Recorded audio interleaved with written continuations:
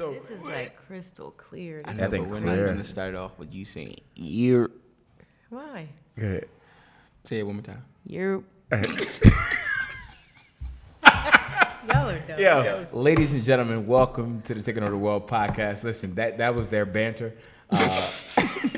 They always do.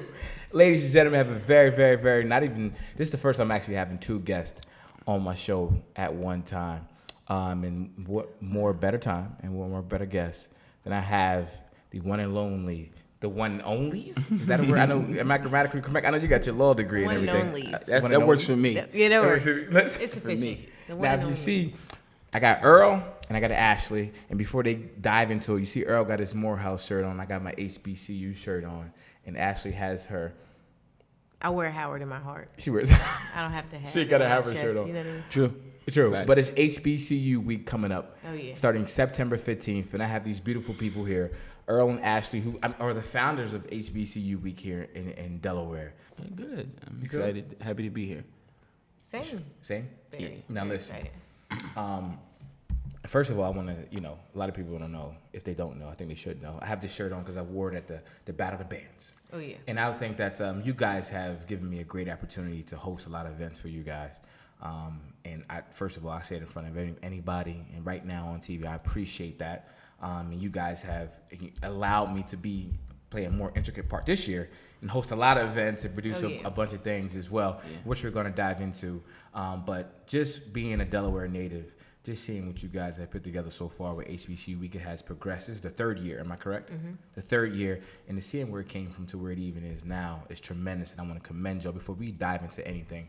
Because, it's a lot of stuff. People can throw a party, can do all this stuff, but in my opinion, I think HBCU Week is bigger than just events. Mm-hmm. And I know I want to have you guys on a podcast just to kind of talk about that. So first and foremost, how did y'all even become the founders of HBCU Week? How did this come about?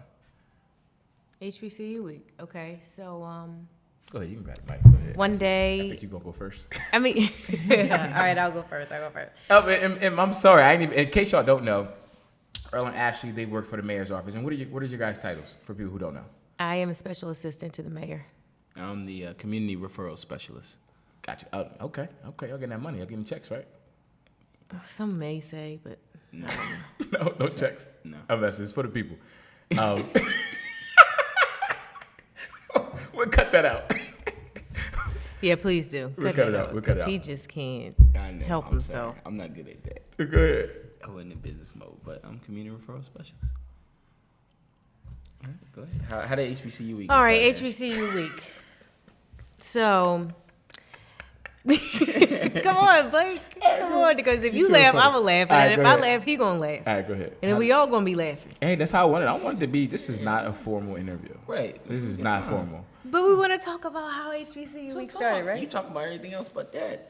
Let's hear about This it. is how it started. starts. This is how it starts. This is how it starts. Listen, when you you two talking get- about everything else but that. See That's our how it hands starts. move, you can- That's what you did. Yo, you two get into it. It is hilarious. I just set out. I just be like this. I butt out. But what Earl's about to say is, go ahead, tell him about HBCU. Earl. All right, HBCU week. So one day, I'm in the mayor's office and just noticed how many members of the administration were HBCU alum. Starting with the chief of staff, who is a Norfolk State University alum. And I was at a point where I was trying to develop a really special project. I knew I wanted to do something, but could not figure out exactly what it was. So I was coming up with different ideas, like, yeah. But then when that one hit me, it was like heavy. It was like weighing on me. And all I knew in the moment was that I wanted to do something to recognize HBCUs and bring awareness to them here in Wilmington. So I hadn't had this big blueprint for what I wanted to do, but I knew I wanted to do something. Right. And honestly, I was a little insecure about it. Like, how do I go to my white mayor and say, hey, I want to do an HBCU event, right? So I sat on it for like a few weeks, and then one day I'm like, okay, I'm going to just ask. So I went to the chief of staff and said, hey, I want to do something to highlight HBCUs. She was on board. The mayor was too. And I knew at that point it was no turning back, Right. because their expectations are high. So I started to get to the drawing board, see what I wanted to do, talk to Earl about it. He got on board, and the rest is history, right? Yeah, I mean, yeah. Ashley's much nicer. I mean, we can set the record straight. You know, when she came to the idea initially, I was like, I'm not sure. Now, why wasn't you sure? I just think because, you know, growing up here, I wasn't sure how widely accepted it would be. And I think my own personal experience, I knew nothing about, you know, HBCUs growing up here. So I literally found Morehouse College on the internet, and not even coming from, you know, like I had great parents, a great upbringing, exposure to a lot of things, but it just wasn't something that was, to me, talked about at an early age on this type of level. So I would say that, you know, I was a little, you know, kind of, I'm not sure, you know what I mean? Definitely wasn't like, oh, this is a fantastic idea. But, you know, obviously, once things started rolling, I mean, once I jumped in and became fully committed to it, you know what I mean? It was no turning back. Right. And that's kind of where we are today, you know what I mean? And just constantly trying to get better and better every time. Mm-hmm. It's so funny that I remember you brought back memories myself, because I remember when you first, and I think, oh man, we could dive into a bunch of stuff, because like I said, I don't want it to be too formal, but I knew you guys very differently before I knew you guys together, right? Mm-hmm. So I knew Ashley growing up, right? And Ashley was always tell Ashley, yo, you was mean, you was a mean lady. But now you're a true sweetheart now. I don't know if HBCU week changed you or not. I don't know if it changed you. No. But I mean, just to watch, I watch you growing the whole family. You know, Tiffany, your dad, and I see you and your mom. A great family. And I met Earl differently, kind of indirectly. Mm-hmm. We used to go to Panera Bread. I used to go to Panera Bread, and I used to just do work in the internet. My family used to make fun of me all the time, like, yo, you at your office, you get using that free internet. Yeah. I'm using that free internet. You're right. And Earl was over there, and I never seen Earl growing up, but I see him, I think, because he played golf. Yeah. He played golf, and he was over there, and then we just started talking one day. I don't know how we did it. I'm not sure how it was. I think somebody had reference to you, because during that, I mean, I don't want to dive too deep, but that was a very interesting period in my life where it was like I knew that I had to make a turn. And so I left, you know, my current role. I was, you know, working at Wilmington Country Club. They just named me one of the best young teachers in America. And that was a period of time where I didn't have a job, you know. And so I was going there, as you know. They got the TOTW. Yeah, I always joke with my buddies, but I used to use the same cup, because at Panera Bread, the tea is on the outside. So I used to just use the same cup and go there and use it as an office. And, you know, to see that kind of period to where I am now is definitely a blessing. Those are humbling experiences that you never forget. Right. For sure. So, but I definitely remember seeing you kind of, you know, our paths crossing, and it's so interesting to, you know, now be sitting here today. No doubt. And then, like I said, you brought back memory. I remember when you first got started. I can't remember. You reached out or somebody. It was like Ashley's doing this HBCU. I think it was just a fair at the time. Yeah. I think it was just a fair, and I was like, yo, that's dope. And I think I can't remember exactly. Something was going on. It was, you know, around that time, it was right during wedding season, something. I don't know. Mm-hmm. It was something going on, and I remember then. And then I remember you did it last year, and it was huge. I thought it was great for the city, because I always say, we're going from Section 8 to great. And, you know, a lot of us growing up, we don't know what HBCUs are specifically. You know, you see you see Howard, and you even hear about Morehouse. Mm-hmm. You hear about some of the schools down in Atlanta. But even Delaware, you hear Delaware State University, which I graduated from. You don't go there. And I think Delaware State University is a great university. Mm-hmm. You know what I mean? But growing up as a black kid in these neighborhoods where we grow up at, I think it needed to be more attention on HBCUs. So I think it's great that what you guys are doing, because the college fair is huge. And tell me about the college fair that we got coming up. So the college fair, initially, the idea was just to have a few schools gathered in the city-county building lobby. We projected maybe like 200 kids would come, right? This is our first year in 2017. We started putting invitations out there, contacting the schools. More and more HBCUs were registering to attend. More and more students from all the high schools were registering to attend. So at the last minute, we thought we were going to have 200 kids. We had close to 700. Wow. So we had to move locations from the city-county building lobby over to the DoubleTree. So the purpose of the fair is just to engage college-bound kids, mainly in Wilmington, but obviously we're including the entire state and beyond. If you hear about it, you're welcome to come. But this was born and bred for Wilmington kids. And we want to expose them to HBCUs and have them consider those colleges as higher education opportunities, because like you said, sometimes HBCUs are considered second-rate institutions of education, and that is not true at all. Absolutely. You know, the best and the brightest come from HBCUs every year. Absolutely. So that's the main goal and the mission for the fair, I'd say. Yeah, certainly. Yeah. So I mean, that's so what you say, Friday, September 20th. Yeah, from 9 to 6 at 76th Field House.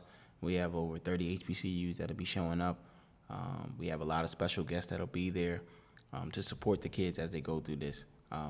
And I think one of the things too, just to kind of touch on, I think the success of why our fair is so successful, it has nothing. I'm not gonna say nothing. I think the unique thing is Ashley and I went into the schools, had the ability to go into the schools and tell our personal stories. So I let Ashley kind of share her story, but mine, as I said, I didn't grow up knowing much about Morehouse College, very little. Transfer student. I went to Wilmington University for 3 semesters, then transferred to Morehouse. And so kind of just having those unique journeys and those exposure where it's like, hey, I know what it is to be an athlete, not have the best grades, so then you're forced to go to an institution that you feel like you can do better. And so, but still taking advantage of the opportunity. And then, blessed for the opportunity as well while I was at Wilmington University to use that to say, hey, I'm going to use it as a stepping stone for more, and went on to Morehouse and, completely just changed my life. One of the best decisions I ever made. And I can speak for Ashley, neither one of us are like your traditional candidate. We didn't get there, how you would just a perfect road. And I think that's what the kids really related to when we went and spoke to them at their high schools. I mean, like you said, going back to your stories, how you got to HBCU, like I wasn't supposed to graduate high school. Like literally, we ain't gonna go into it because I don't want to go make it look on record. But I mean, Del State gave me an opportunity, gave me a chance, and I tell people, man, that's one of the.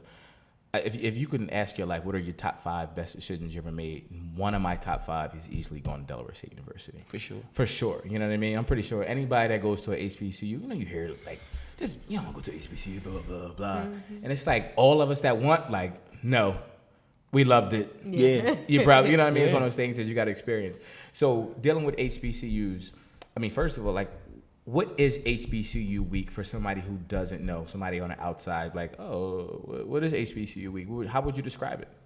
So for people that don't know much about HBCUs, I would coin the week as an opportunity to gain insight and exposure. We're going to bring a very authentic HBCU experience to the city.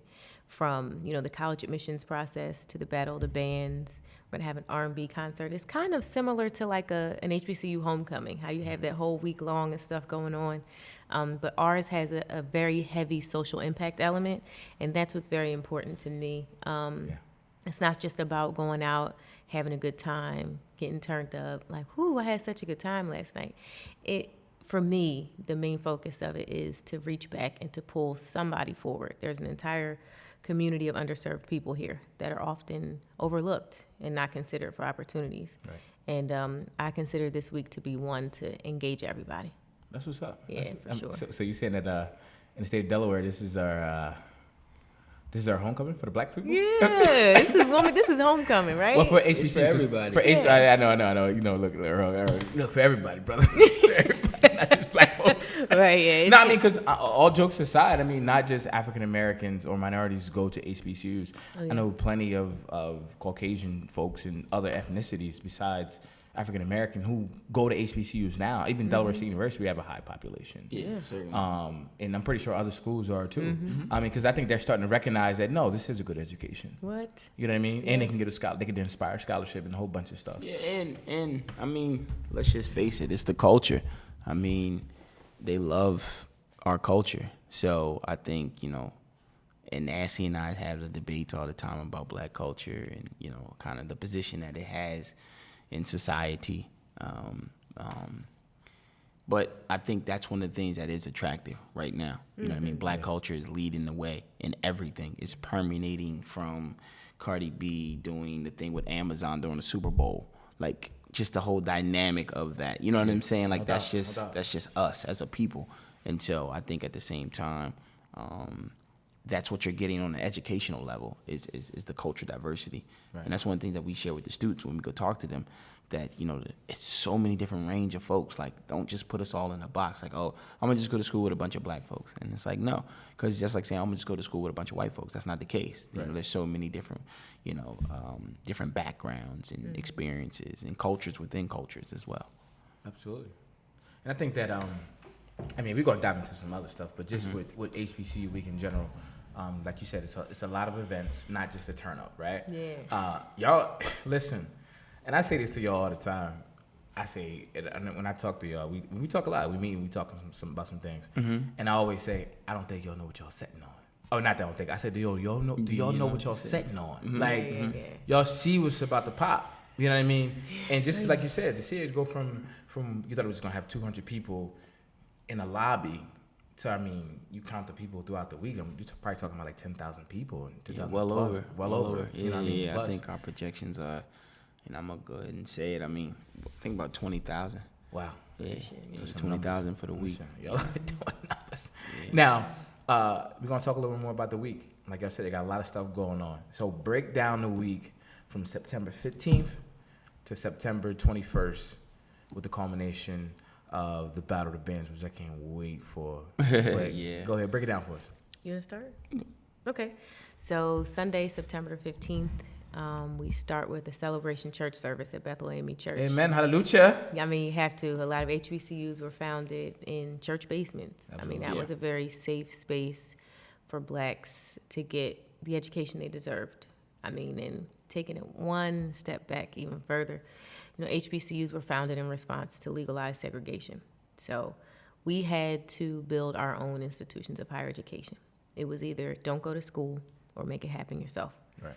And the black church is a very special place when it comes to their foundings. So we start there. Reverend Beeman, he's an HBCU alum. He graduated from Wilberforce. And his wife, Sister Renee, she graduated from Tennessee State University. Tuskegee. Oh, you're right, Tuskegee. I'm sorry, please forgive me. And people feel about the HBCUs. There you go. Yeah. You said I graduated from Bowie. I'm like, what? No, I know. Nothing against Bowie, but I'm like, what? Nah, I got you. So it's Tuskegee. Renee Beeman graduated from Tuskegee. All right, after that, we're going to have our day party. That's something we're adding this year. So last year we didn't have that. So church. Same day, right? Yeah. Gotcha. Church in the morning, 4 p.m. that afternoon. We'll go over to Deco, have a day party from 4 to 9, hosted by yours truly, sitting to my right, Mr. Blake the Brain. I guess I'll be hosting that. I'll be there. I'll be there. Yeah, it's gonna be Listen, I'm looking forward to that too. Yeah. But keep going. I ain't gonna cut you off. My bad. Yeah. Players mess up too. So Tuesday's really cool, right? So this is another implemented project. We are, for our community service event this year, going to take a group of 7th and 8th graders down to Delaware State University for a college tour. Considering college in high school is too late, right? Usually it's something that you should probably try to ingrain in your early childhood years, but that's a whole different conversation. Yeah.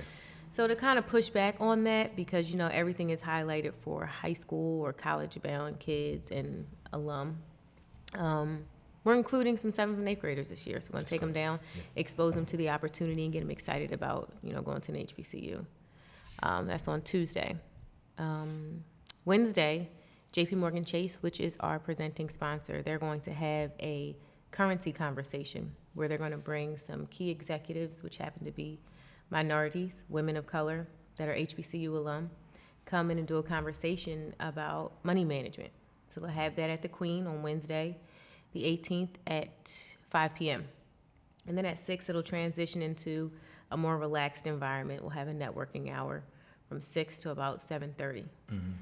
Doors open at 7:30 to our R&B concert, which is going to be so exciting. So we have partnered with Heather Lowry. She is the VP of Live Nation Urban and the founder of Femme It Forward. She is my self-proclaimed sister, my mentor. I love Heather. She's so dope, really right? Cool. She's really cool. She's so dope. Shout out to Heather. So partnering with her, she's bringing our Femme It Forward tour back to her home state in Delaware, which will feature Ari Lennox, Delaware's own Malaysia, Philly's own Bree Steves, and then the DJ is Nash. I've never heard Nash perform, but I hear good things about her. She's out of Philly as well. This is all female lineup, okay? Listen, do it for the ladies. Yeah. So that's going to be cool. You want to start with Thursday? Okay.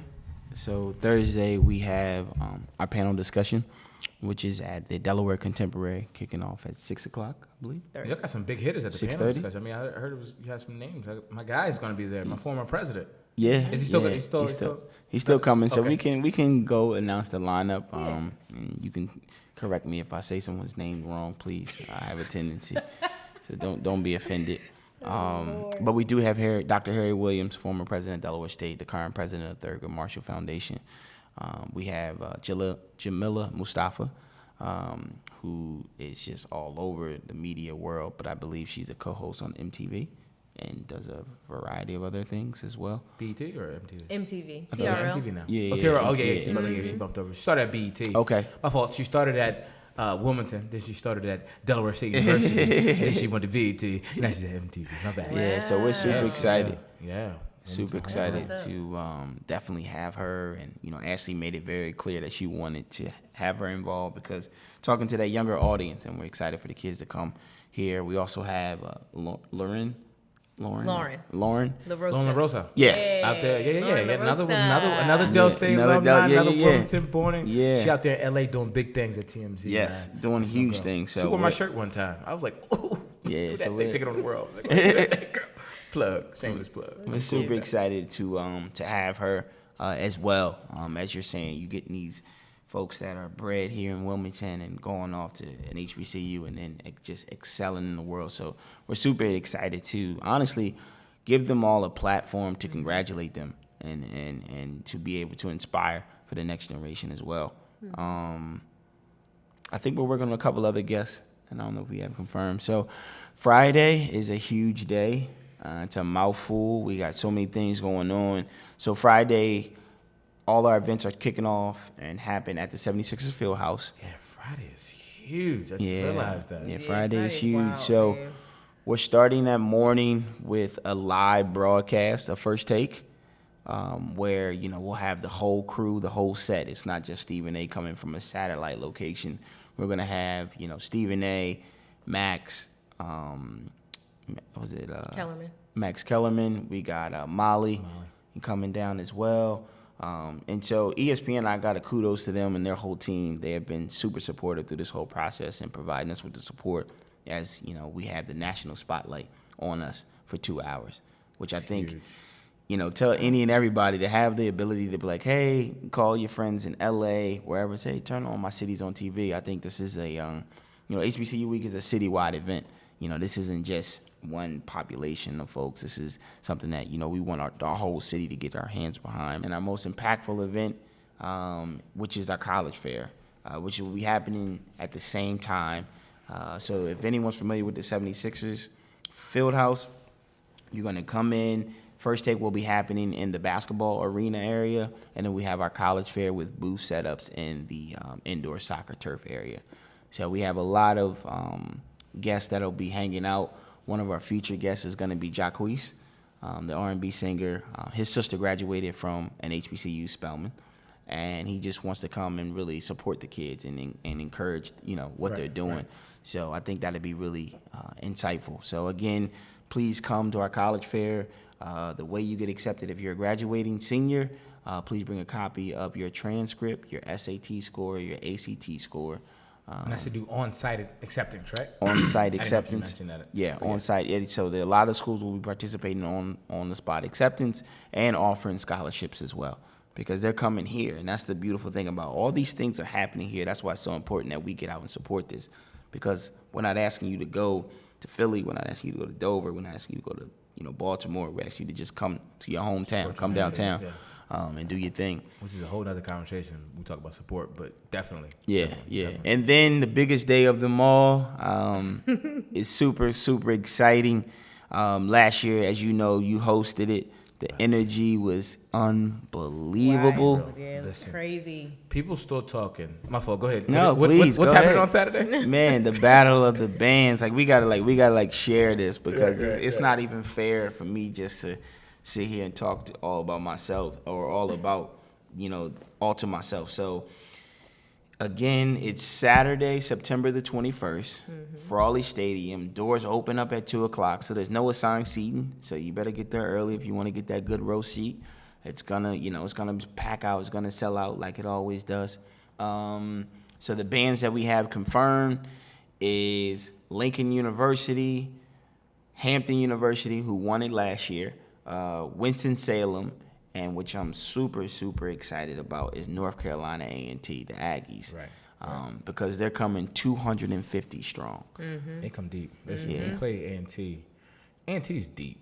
Aggie pride. I said I'm glad I went to Delaware State University, but if I went to another one, it was it'd have been A&T. What? Wow. Listen, I hear that a lot, though. I do. And I love, like, their A&T is a different breed. And the reason why I say that, because we went and played them for their homecoming in football my senior year, and we beat them. It was cool, you know what I mean? Whatever. And it was their homecoming. Wow. And we beat them, but it was after the game. They let us, like, their fans, like, come, you know, tailgate with us, come eat, boom. They fed us. We stayed for like an extra 2 hours, like, than we were supposed to. Wow. And they just showed so much love. So I said, man, That's A&T, awesome. like, we just beat them. Like, they could be like, nah, get out of here, boom, boom. Right, But it was right. like, nah, it's bigger than the game. You know, it's about HBCU love, boom, cool. boom. Because, you know, Certainly. all HBCUs, we fake beef. We like, Yeah. nah, and third. But it's really like the saying, HBCU versus everybody. Yeah, for sure. You know what I'm saying? And that's For kind of sure. like how our culture is. Like, sometimes we can even beef amongst each other. You could be brothers and sisters and beef, Right. but nobody else can beef with us. We going Yeah. against everybody else, and that's how it be, you know, with HBCUs. Certainly. So, I mean, that kind of just leads me to a call to all HBCUs. You know, Yeah. come rep your HBCU. You know, this is HBCU week. This isn't A&T week. This isn't Delaware State week. This isn't Morehouse week. This isn't Howard week.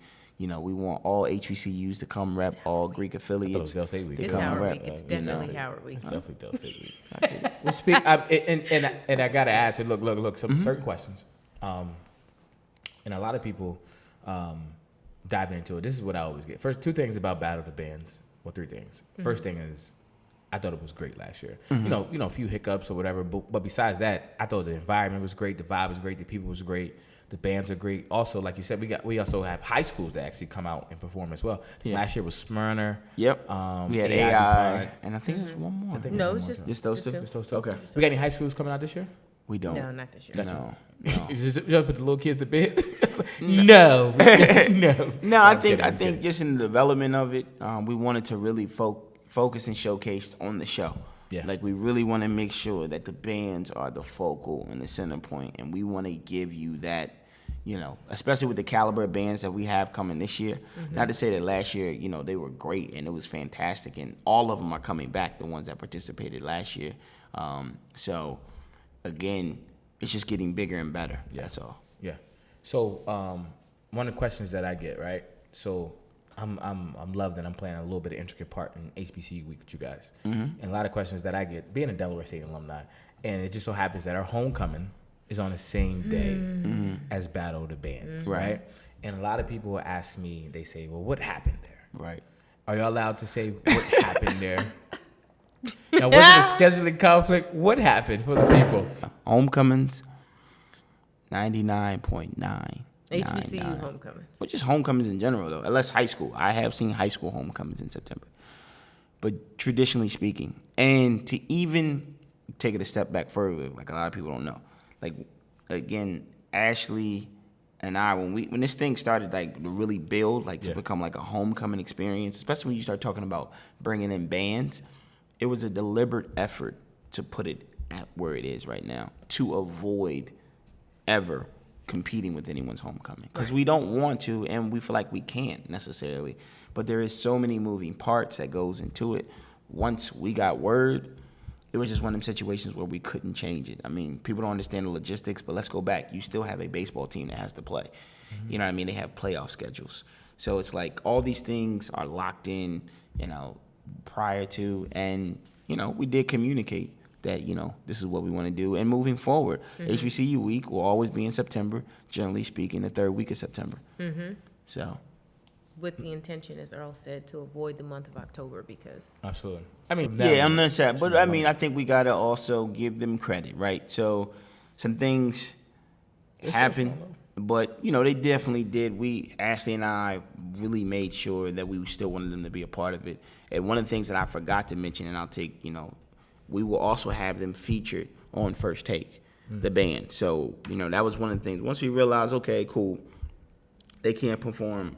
Logistically, it's just not going to work. And we said, okay, well, what's the next best thing that we can do? Right. And that was making sure that they're front and center when it comes to First Take, which has, you know, a million viewers live, from 10 to 2. So I think that's gonna, that's the best that we could do, to make it happen. Right. But we're constantly trying to figure out ways to incorporate Delaware State, and we'll continue to do that. And we consider them a great partner. There it is. Listen, we're gonna look.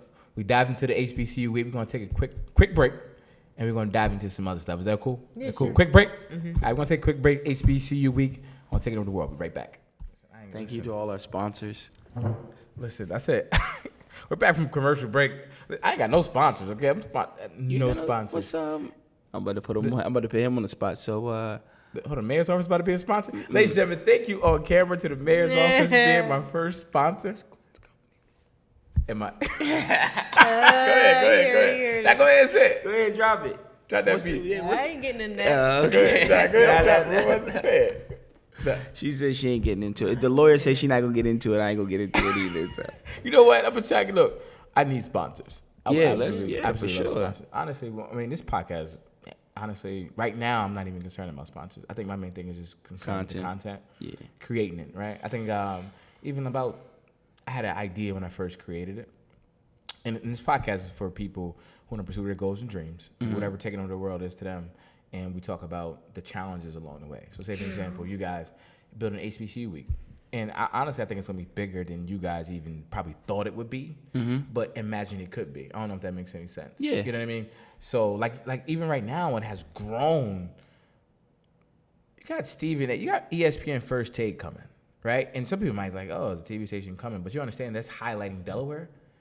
And it's highlighting HBCU, so other people out the country is like, what's going on there? And then some people might try to follow suit or make it bigger. Certainly. You know what I mean? Absolutely. They just might want to be involved. Now you're getting sponsors. Oh, am I allowed to say that? Yeah, we got sponsors. Yeah, some sponsors and all that stuff. Yeah. That's neither here nor there. So diving into some other stuff. We can dive into some real stuff? Let's go. All right. So, I'm here. This is my city. This is your city. We grew up here, right? And a lot of people around the city see you guys as the face over in the mayor's office when it comes to the African American community. Dun, dun, dun. Dun, dun, dun. No, I don't mean that. I don't mean that in a bad thing, in a bad way. Yeah. Well, when it comes to say like the younger folks, how do you feel when people say you guys are like the face of the mayor's office when it comes to the the Black community, African American community, the urban community, the city, and do you feel like it's a lot of pressure placed on you guys? You want to start? You can. How do I feel? So, I don't know how this is gonna come across, but I'm gonna just say it. Be truthful. I don't consider, this is maybe naive, but I don't consider myself the face of the mayor's office. I kind of go to work, put my head down, grind. I've made it very clear what's important to me in that office, and the initiatives that I come up with directly impact or are developed for the sole purpose of targeting the most underserved communities and giving them opportunities that traditionally are not afforded. That is the only thing that I want to do in that office. So in doing that, that is often something that is shown through work, not conversation, right? So like when the activities or the programs are implemented, when we have the things like HBCU week, or when Simon I comes in and gives free eye exams and free glasses, when Operation Warm comes in and gives coats to hundreds of kids in the city, like all of those programs are run through Earl and I. We are the two that have been tasked, I mean, justifiably so, because speaking for myself and probably him as well, this is what we want to do in the office, right? So, I mean, we could sit here and give like a laundry list of everything that we've done to try to, justify why we can be trusted in the positions that we're in. But I don't really view myself that way. I don't see myself as the face of it. I just see myself doing what I'm purposed to do. So I haven't had, anybody kind of, there's conversations everywhere, right? But Absolutely. I've never had like a conversation with anybody one-on-one that's like, hey, this is going in the mayor's office. What are you doing about it? Or how can you help? I've never experienced or had that. But I know my work speaks for itself, for sure. Absolutely. Yeah, no, I mean, I agree. I mean, I don't look at myself as like this self-proclaimed leader of the urban community or anything like that. Like that's not what we're here to do. I guess to proclaim myself as that. I think, like she said, the work speaks for itself. I think we have an intentional effort to reach certain communities and certain pockets. But outside of that, like she said, I mean, we want our work to speak for itself. And I think, we can stand here very proudly on audio, on camera with the work that we've done. I walk around this city with my head held high, and I'm very, proud of the work that we've done and the lives that we have impacted, and just our reputation. Right. Just again, we haven't got into this office and again got power drunk, as a term someone has used before. Like, we don't abuse power. We're not out here, thinking we're bigger than what we really are. I think we definitely, understand our worth and our value, and are passionate about what we bring forward and are willing to fight for those things. But at the same time, we also respect everyone and appreciate the opportunity that has been given to us. And I don't think, let's just set the record straight.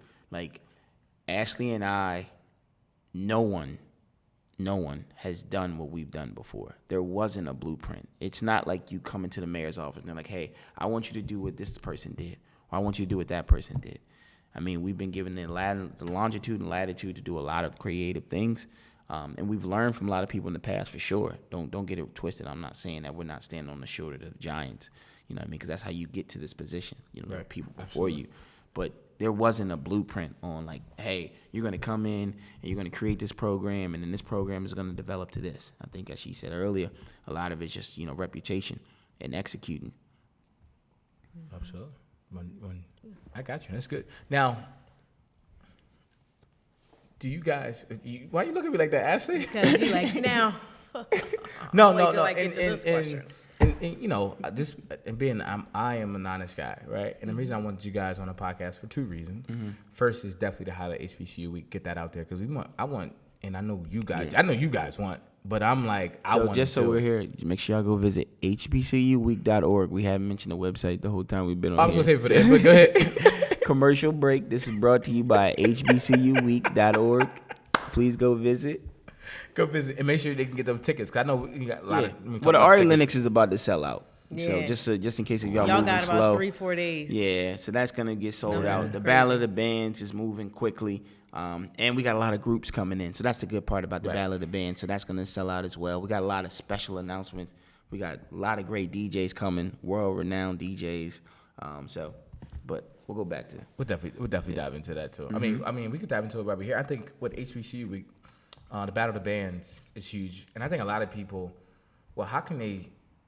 Last year was free. Mm-hmm. I think it was one of those things where you just show up, right? Yeah. You just show up and you walk in, right? Right. I think this year, how are you guys doing it? Is it going to be tickets? Is it like a $5 ticket? How do they purchase it? Or it's a $7 ticket. $7 ticket? Yeah, $7 ticket. You can go right online. hbcuweek.org. And purchase them. Yeah. I think if you just to answer the question of why are we charging this year, I think the caliber of bands. If you look at the HBCU landscape and you ask anyone what it takes to get a North Carolina A&T or Winston-Salem, or Hampton or whatever, trust me, it's going to be worth the experience. And we have some, just like they didn't know P&B Rock was coming last year, there's always some special guests that we have. We just did an event at the Queen, with DJ Drama, and special guest Sim Santano came out. So there's always going to be some special guests that are coming. What has been some of the, and keeping it real, what has been some of the negative feedback that you might have heard directly, but some of the chatter that you might have heard out there with the people? Keep it real. Come on, Earl. I don't really like addressing it because, to be honest with you, look, Earl want to talk about it. Like for me, I'll speak from my vantage point. Hold on. First of all, yeah, both was like this. They said, both. Well, for me, I I don't necessarily like to address it because of the source. You know how when people tell you, well, consider the source. I mean, when you actually consider the source of when any negative energy is put out about HBCU week, then you quickly learn that it's not even worth giving energy or addressing or responding to. You know, so for me, that's just not something I want to address because I don't even want to give that energy like life or legs to stand on. Yeah. So I don't particularly want to address it, but you look like you may want to, so I'll go ahead and. No, I'm not gonna address it. I mean, first of all, I would say there's a lot of chatter for sure. I mean, we hear it all. I'm gonna say that, number one. And I think criticism is good. You know what I mean? We're not looking for everybody to think that we're perfect, and you can always get better. That's for sure. But I think we take it all in stride. You take the good days with the bad days. 1 minute they love you, 1 minute they hate you. You're never as good as they make you out to be, and you're never as bad as they make you out to be. So that's kind of one of the things that I try to hold true to, where we don't really try to let that knock you off what the end goal is. I mean, our end goal is very simple. Making an impact in everything that we do and doing it with excellence. And one of the things that Ashley and I try to pride ourselves in is very simple. Whether we get 10 people or 100 people, we want to make sure it's a quality experience. Absolutely. You're never going to come to one of our events, and even if nobody is there, we're going to treat you like a rock star because we're not in it for the money. And that's what people, let's just get that clear. So it's not one of these things where you're like, oh, man, did nobody come, so now we got to change this and change that. It's like, nah, thanks for coming. You're the only one here. Come, please have a great time. Right. And so that's kind of how we look at it. We're not looking at this as any money-making ventures, for us personally or the city. So I think that's, honestly, we're in a very blessed position because of that, because we don't. And I respect people that do it for the money, and I understand, you know what I mean? But that's not where we're coming from. So I'm talking. See, HBCUs. What Michelle say?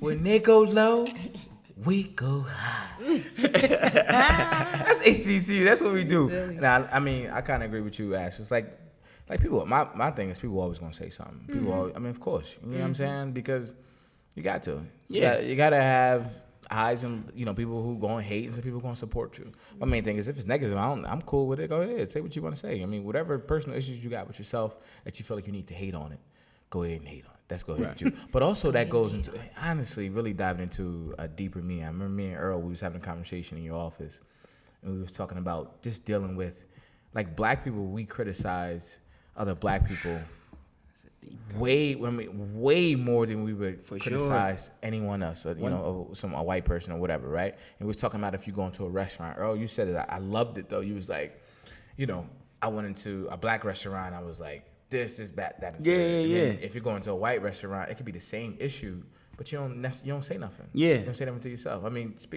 you think that's kind of like what's going on? Yeah, I think so. I think, one, it starts because of the sample size pool. And Ashley and I have this conversation all the time. So I think because we don't have many comparisons, right? For the record, she's fair skinned. we had a whole argument. We had a whole debate about that. Oh, my God. Another subject. For the record. I'm unfair skinned. She's unfair skinned. Did you do research on that? I did. And What you come up with? I had a long discussion with Chief of Staff and the mayor about it, and our office manager. Oh, wow. Yeah, come back to that. Yeah, we dove into that. It got pretty Interesting. heated. It got really heated. That's a great conversation. We got to dive into that. But go ahead, Earl. But no, so I had to catch myself essentially. So we were staying at a hotel owned by an African American, and I went in there and I'm like, man, this isn't right. That isn't right. And I'm like, why am I naturally criticizing him to this level of degree? Right. Where I don't traditionally do that if I'm going to stay at a regular hotel. And again, I think that mindset was because, one, you don't have the large sample size, right? Where it's one of those things where a black business has very few opportunities to get it right. You understand what I'm saying? Because if you take a block and there's 2 black businesses, if you go to the first one and it's not good, you're not going to go to the second one. Where the other block may be full with other ones that, again, Caucasians or whites can do that because the sample size is much larger. And so for me, I don't have the answer, but I just think that we do need to be more conscious of our criticism of African Americans, of African American institutions, things owned and founded by African Americans, because we just gotta learn how to love ourselves, and support ourselves. Yeah, I think that was because I used to work at Dell State as an admissions counselor, right? So I used to be the college fair. That's why I think it's dope, because I used to go to college fairs all the time. HBCU's fair, boom, boom, boom, right? And I remember one time I was talking to some kids, and they was like, "My parents don't want me to go to a HBCU," and both of our parents were black, and I'm like, "Why is that?" Yeah. You know what I mean? Because even if you say, some people are like, if your kid is smart, they're like, "Hey, my kid's gonna get into Harvard." I'm like, why can't you say my kid's gonna get into Howard? Right. Yeah. You know what I mean? Like, somebody can say that Howard is the black Harvard. No, Harvard is the white Howard. Right. You know what I'm saying? Right, Like, for what, sure. what makes Harvard's education better than the HBCU's education? 1000%. That's just your perception. I always say that 2 + 2 is 4 no matter what school you go to. Yeah. No matter what school. Now, that's what you do when you get there, what you're going to do with these books, et cetera, et cetera, et cetera. But I think also the other piece of that is the network, right? And Yeah. you're kind of going down that road where we can do a better job of supporting each other. Absolutely. And they do an excellent job of supporting each other. Yeah. So, and that's what I'm saying, where it's like, I know people that have gone to Harvard, and when they finish, they pull on that. And I think HBCUs do a good job to a certain degree, but I think we can do a better job, of making sure. And that's one thing that when we talk to these kids, just looking at the city, like let's break it down. You got, Jeff Starkey, who is the director at LNI, went to Hampton University. You got Charlotte Barnes, went to Delaware State. Who else do we have? You're talking about city employees? Just from directors' All right, perspectives. so Terrence Williams, he is our city auditor. He went to Howard University. And then you have our chief of staff, Tanya Washington, who went to Norfolk State. And there's a ton of... with my dad, too. I mean to cut you off. Yeah. She always talks about... Dirty Spartans. Stand on yeah. Spartans. Yeah, she told me she's good friends with your father. And then there's a host of other city employees that may not be directors, but are HBCU alum. Absolutely. So, I think that's why I want to go to HBCU. My dad went to HBCU. He went to Norfolk State. I heard about Delaware State University, but we hear about it through our parents. Right. And like you said, we got to do a bigger job of not only like pushing HBCUs on our African American children, but even pulling ourselves together, like you said, working together, work with somebody who went to Howard, work with somebody who went to Morehouse. Like I'm always had a mentality like we do need to stick together. yeah. And not everybody does have that. Sure. That viewpoint. So I don't even know where I was going with that, but anyway. Well, I'll quickly say, You back to the fair skin? no. Okay. Both of my parents went to predominantly white institutions. true. My father went to Drexel, my mother went to Temple, and they encouraged me, my sister, and my brother, all of us, to go to HBCUs. Like Why is that? You ever ask them? Yeah, because they looked at their experience and other, people that they knew in their age group and maybe visited while they were in college, the HBCU. They went to the school that would be the most cost effective because they're both from Philadelphia. So that in-state tuition, it was a good school. Drexel and Temple are both good schools. They didn't have the opportunity. My dad paid his way through college. My mom had assistance from her family. But neither one of them were afforded the opportunity to just choose wherever they wanted to go. Right.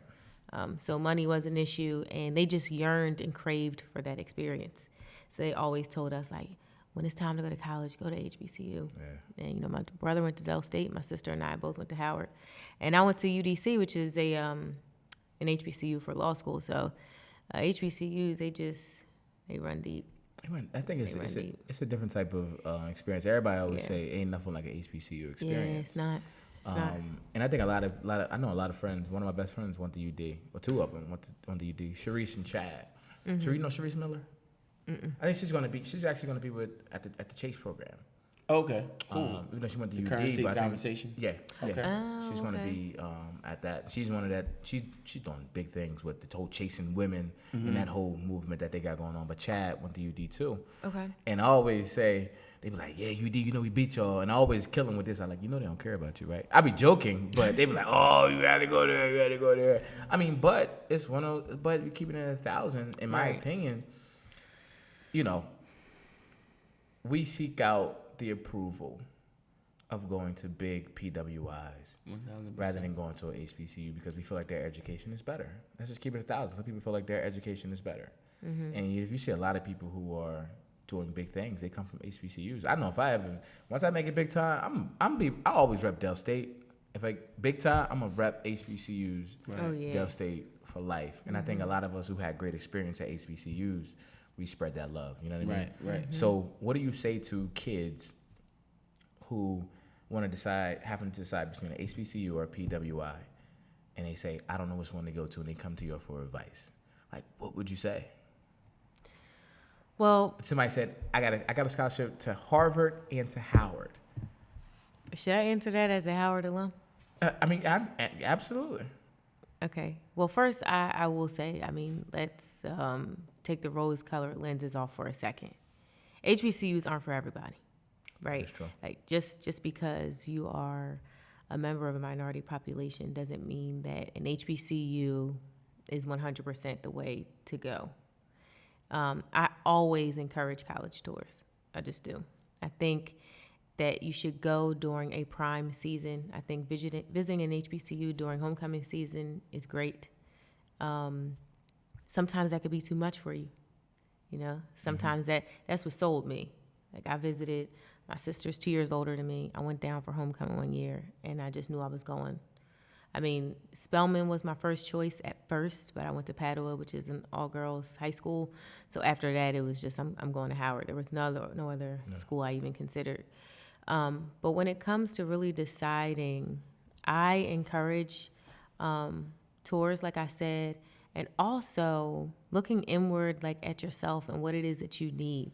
Like, my parents had a very good balance of how they raised me, right? I grew up on the outskirts of Wilmington, like just outside the city, and I was in the Brandywine School District up until high school. But my parents always made sure I was in the inner city. Like, I was at all the Y parties on the weekend, at the games at West Center City. I went to Ellesmere Skating Ring. I went to, Funscape, that's outside of the city. I was a member of the East Side Steppers. They kept the culture in you. They did, at all costs. There was no way I was going to grow up where I grew up and did not get to see, like, and touch and feel, like, Black culture. Like, it was so important to them. And I didn't mean to cut you off. It's a difference. I think they're saying in the Breakfast Club. And it's something, you can be Black and still not be of the culture. And I think they were saying, they used a comparison. Charlamagne said it. He was using a comparison of Key and Peele and Will Smith.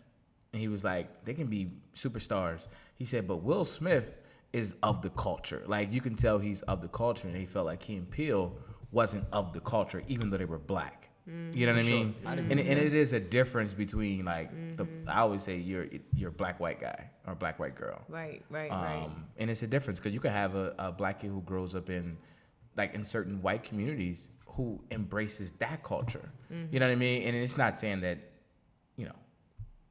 you get what I'm saying. Like, that's the culture that they grew up in, so they embraced, like, they're just used to it. You know what I mean? So I think my brother does a good job of that too, like where he lives at, and he has 3 boys. And, we grew up we Section 8 kids. So we grew up in the hood, but he doesn't live in the hood anymore, but he made sure my nephew Jalen, his kid, this is where we come from. And Jalen is very well cultured, just like you. Like, going to all these events. He goes to the contests. He know who, blah, blah, blah. But he's growing up in a different environment than what we grew up in. And I think if your parents did a great job of that, keep you within the culture, but saying, hey, here's the other side of the world, too. You can go on and go see these things. You know what I mean? But my fault. I didn't mean to cut you off. My bad. No. But back to the original question, what would I tell somebody who's deciding between Howard and Harvard? I'm always going to say go with Howard. I'm never going to say not go to Howard. I think there are certain instances where you could choose one over the other, considering, what it is you're studying. Sounds better now. Considering what it is you're studying, what your end goals are, if you want to get a postgraduate degree, you know what I'm saying? You can save the Ivy Leagues for that. I think the HBCU experience is so valuable that it's one that you can't sacrifice for the name of another school. That the feeling, the family environment, from your professors to maybe joining Greek letter organizations. For me, Howard, I was on the homecoming steering committee for 3 years. Like, that's what taught me with these events that I'm doing now in the mayor's office. That's how I developed like a knack for it and the actual skill set. Like being vice chair of Howard Homecoming, you got 100,000 people for the week that you got to service. So that's the skill set that I was able to like bring back with me. So it depends on what your interests are, what your study areas are, and what you want to do ultimately. But I mean, I'm always leaning towards Howard or any other HBCU. I just am. What you, Earl the GOAT? I agree. I mean, for me, it's Morehouse. Like, that's the best decision I made, you know. And I think what it taught me, well, I'm a little biased because I feel like Morehouse has perfected, you know, in essentially teaching African American males. Like that's all they do, right? So when you go there, it's a special place because, you know, you see all the people that came before you, right? And I used to always tell people, like, going to Morehouse, they have this thing, you become a Morehouse man, and it was almost like I saw kids literally like drop their last name, right? So you may come from a city and they're like, oh, that's just one of them Jones boys, or that's just one of them, you know, Coopers or whatever. And it was like, nah, when they came back, it was like, oh, no, that's not just a Jones, that's just not a Cooper, that's a Morehouse man. So it was like you got to put on a whole new last name, and then it was up to you to uphold that. And, you know, for me, you know, and actually seeing it just through these events and the networking, like Morehouse network is real. Like, I got OGs that, you know, I got stories for days, but honestly, it's just like, yo, oh, you went to Morehouse. Like, DJ Drama's manager went to Morehouse. You know what I mean? Like, my man that connected us went to Morehouse. And it's, you know, it's one of those things where it's like a real thing. DJ Drama went to Clark Atlanta. That's the whole AUC. Bloodline. You know, you got Heather went to Spelman. You know what I mean? And then there's so many people that we get connected, and actually same thing. You know, oh, this person went to Howard. Oh, cool. That's my, you know what I mean? My pro fight, or this is whoever. So for me, I would definitely 1,000% say go to Morehouse. And the reason why, for me, as a young African-American male, it taught me balance. And I think that that's overlooked when young African-American males. I never wanted to be put in a box. You know, obviously playing golf growing up, it's always like, oh, you're a golfer. You know what I mean? And then when you do something else, they're like, oh, you're this. So you're just like, no, you don't want to be ever put in a box. But I just did learn there's a time and a place for everything, and just be the best at it. And so when I was in school, the president at that time had came up with the 5 wells, which is well-read, well-spoken, well-traveled, well-dressed, and overall well-balanced. And that was something that was like preached all 4 years, you know, Dr. Franklin, who was the president at the time. And that's just something that, you know, just always stuck with me and resonated with me. And I feel like more African-American males need that. Like, yo, you can dress fly, but you can still study. And you can still go to all the parties.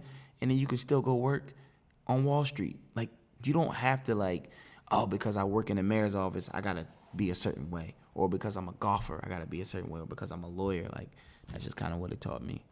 Or a photographer. Photographer. Or a host. Or a host. Oh, you throw stuff out there. You know, yeah, I mean, an artist, whatever it may be. Yeah. You know what I'm saying? Like, you know, you can kind of, you know, you don't have to, I guess, again, you know, fall to the box. Like, you know, don't put me in a box. That's one thing. That's just like my little personal pet peeve. I never want to be put in a box. Like, I'm a person. I do all these other things, but I'm a man first. So I know we ain't got a lot of time because all of us got to do some work. yeah, some we form all of got fashion. a lot of work to do. A lot of work to HBCU do. week. HBCU week is coming up. We about 2 weeks away. September 15th is the beginning of HBCU week. As we ran down the list, where can they find you guys? I know we mentioned it before. HBCU week is it anywhere else like Instagram? Is it, you know, give out your plugs right now. Everything is HBCU week. So Instagram is at HBCU week. Our website is hbcuweek.org. Is our Twitter up? Twitter, Everything is at HBCU week. At Facebook. HBCU week. Same Yeah, thing. so everything is HBCU week. If you want to be involved, please, you know, let us know. We're always looking. Look for volunteers. Yeah, looking for help, you know. Oh, yeah. Looking for people that are, you know, ready to work as well. It's a lot of moving parts, so we want to, you know, make sure that, you know, we got helpful help, not just there to sit, but, Right, you know, we got some real work, some real tasks that need to be done. Please tell somebody, tell a young man, tell a young lady to, you know, bring their transcript, bring their SAT score, and they have a great opportunity to be admitted into a college on the spot if they're a senior. with those with the required things that they need to bring. Oh, yeah, and let me just say this. So since the college fair has started, 45% of the attendees have been accepted on the spot. Wow. 45%. So your chances are really high.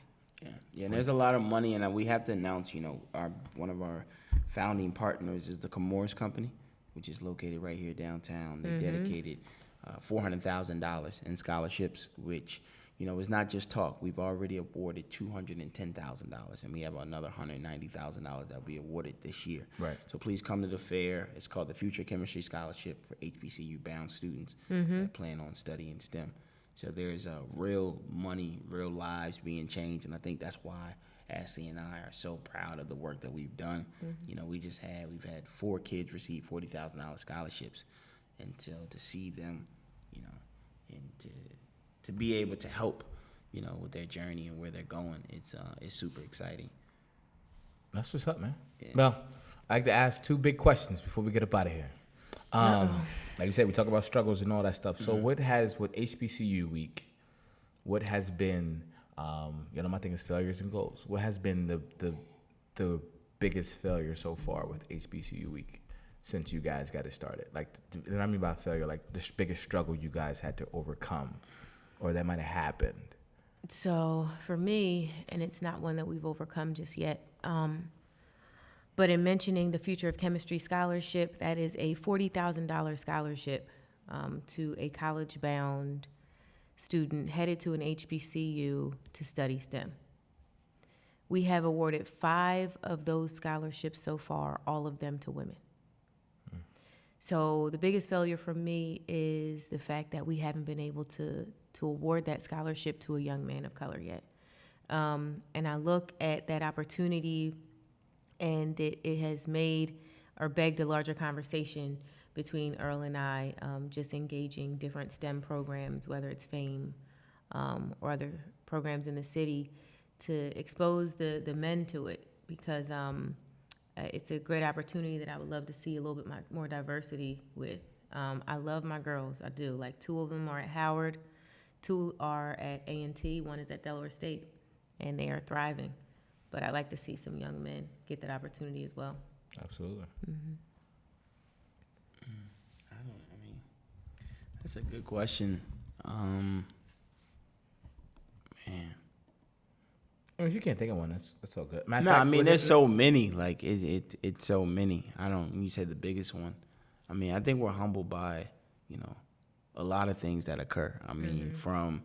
Truth be told, Stephen A. told us no the first time, or he couldn't do it. I shouldn't say like just a flat out no, but he couldn't do it. How did y'all land Stephen A? Is he? Would you call him an ambassador of HBCU? Yeah, he's our official ambassador. Yeah, he's How our did you official guys land ambassador. that? So a good friend of mine is Monte Ross, who is the former coach at Delaware University of Delaware. Excuse me. I'm getting Delaware State. I got it on my brain. It's all good. We better. And Monte played ball with Stephen A. at Winston-Salem State. So they both went to HBCUs, Winston-Salem State together. They were roommates, right? And I'm not sure they were roommates, but I know they played on the same team. Okay. And, very dear friend of mine. Very dear friend. I know the guy very well. Stephen A. You ain't know it was a Stephen A. impersonation trying to. He's a baller. Very good friend of mine. Monte got us in connection, and then they weren't able to swing it, and from there we just kept knocking on that door. So, and we get no all the time. Like, so a lot of people don't understand that. Like, we reach for big names, like big names. Like, we're never selling it short. Like, they would never come to Wilmington. So you name them, we're going after them. Like, seriously. Mm-hmm. So you can put it on the podcast right now. Like, we're going after Oprah's. We're going after, the impact of Jay-Z and the Sean Carter Foundation, the things that they're doing with HBCUs, Beyonce. Like, we're not sitting here like, oh, it's Wilmington. We can never get this person. And even if I were to slip into that mindset, Ashley's always there to be like, no, you can. And I think vice versa. You know what I mean? And it's always amazing when we do get them. I guess we could, you want to tell them who we got coming for one of the special guests on First Take? Oh, go ahead. We got Magic Johnson. So Magic Johnson will be here in Wilmington for First God, Take. Magic Johnson. Oh, he's smiling. Hey, Steve. I know Magic Johnson. He's a very dear friend of mine. Stephen A., you know. I'm sorry. Go ahead. Yeah. So, but I think Wow, that is huge. and he's coming here. Like he's not going. It's not like we're phoning in him. No, Magic will be here, and he's been here before. I believe the Black Achievers had him in the past, but again, to bring him back, and that's why I think that this is a citywide event. Like we want all restaurants to be firing on all cylinders. We want bars to be firing on all cylinders. We want hotels to be firing on all cylinders. The economic impact of HBCU Week needs to also be addressed. There are bands that are coming in from all across the country, and they got to stay in hotels. They all got to eat, and there's a lot of other things. There's transportation of moving these folks in and out, concession stands, vending. There's so many different things this boost that gives, they could, it's just another boost for the local patrons. So, again, this is a citywide event that we're super excited to be a part of. I'm looking forward to everything, but the last question, right? This is Take It On The World podcast, right? And Take It On The World means is the pursuit of your goals, dreams, and aspirations. Normally it's on a personal level, but since we're talking about HBCU Week, right? I know we talked last week, and we was like, HBCU, we got the events and all that stuff, but it's really about the impact. Got you. And who we want to impact. Right. How big of an impact do you guys want to make? And who do you want to make that impact on? So, the numbers have been growing tremendously since 2017. So if you look at our first year, we had 700 kids. Our second year, which was last year, we had over 1,600. We are looking to have over 4,000 kids at the fair. Hopefully that 45% number is staying intact. So, around the 2,000 mark of kids getting into school, and matching that with different scholarship opportunities that the colleges have to offer. So that's the biggest part of it for me, like the college fair. That's the most impactful, and that's what this whole week is built around. Like, what can we do for these kids? Because getting into school, as all three of us know, is half the battle. But once you get in, the next question is, how are we going to pay for it? And that's where the struggle comes. So to be able to put thousands of kids in one room, where thousands of them can walk away with admission and money. I mean, the more and more that we can grow that opportunity globally, I think we should have a laser focus on. Absolutely. Yeah, I think for me, it's also about kind of like that next step, creating a pipeline, right? So you have kids being admitted, they are receiving scholarships, but now, and then again, Comore is the company that has, been on one of our great partners from the very beginning. Internships, making sure that these kids are rolling into internships. So it's not like you just get a scholarship and we forgot about you, right? And then from there, not only internships, but, there's a big push in diversity and inclusion right now. So where are they going to look to get the best and the brightest?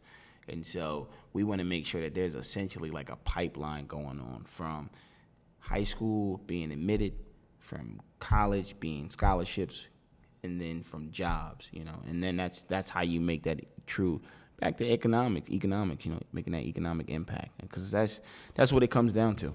You got to be able to, afford yourself opportunities to keep climbing that ladder, that economic ladder. Because listen, money helps. Don't let anyone tell you different. Money helps. Oh, I know. You need money to do certain things. And so that's why it's so important for people with the funds, as you spoke on earlier, to get back to these institutions and to create scholarships, because all those things help, create internships and create jobs, a workforce. And to add to that, one thing we are adding to the college fair this year are resource tables for different companies that are prepared to discuss summer internship and post-graduation job opportunities. So we have DuPont that's going to come do that, J.P. Morgan Chase, the Chemours Company, and the U.S. Army. Yeah. So they're all coming. And I'm guessing, I'm not guessing, I'm hopeful that we'll have at least about 5 more. Trying to get a representative from Google and somebody from H&M to come down, because H&M, they had that little scandal with, and then they hired this really dope girl. Her name is Ezine, to lead their global mission in diversity and inclusion. She's actually a Howard alum. She's my pro-fight. So trying to get some representation down from H&M, hopefully, to discuss some job opportunities. I appreciate you guys, ladies and gentlemen. HBCU week. 2 weeks out. 2 weeks out. Well, but when this thing airs, we could air this thing in like 2 days. So I think it'll be September 4th. Okay. What's today, the 2nd? Yeah. Well, Yeah, it HBCU is week the starts 2nd. September 15th September 15th through the 21st, man. Yeah. Get your tickets at hbcuweek.org. Mm-hmm. The Battle of the Bands is going to be crazy. We're super excited about the bands we have participating. Ari Lennox is coming to the Queen. You know, shout out to Heather and the whole Femin' Forward movement. Yes, Femin' Forward. You know, we got the day party going on with Dream Enterprise. We're super excited to team up with them. Panel And discussion, Panel Chase. discussion, Chase. And that's the other thing I wanted to mention. That was a thought. You know, Chase has this program called Advancing Black Pathways, you know, which has a lot of great partners on there, like Maverick Carter's on, like, the board. You got, and for those who don't know, Maverick Carter is LeBron James' business partner, Kevin Hart, and so many other people. So I would definitely tell people to go check it out because it's a really great program that they have going on. It's a great synergy, you know, to come together with HBCU Week. And that's kind of what we want to do, you know, be a platform and a hub for, you know, opportunities for African Americans or people of color. There it is, man. We're going to keep creating opportunities out here, man. HBCU week. It's this coming up September 15th, and it's growing bigger. Earl, Ashley, Blake the Brain, Morehouse, Howard, and of course, we're going to end with Delaware State University, the greatest HBCU on the planet. The second greatest. Okay, we'll debate that. Yep, Ticket of the World podcast. Cheers.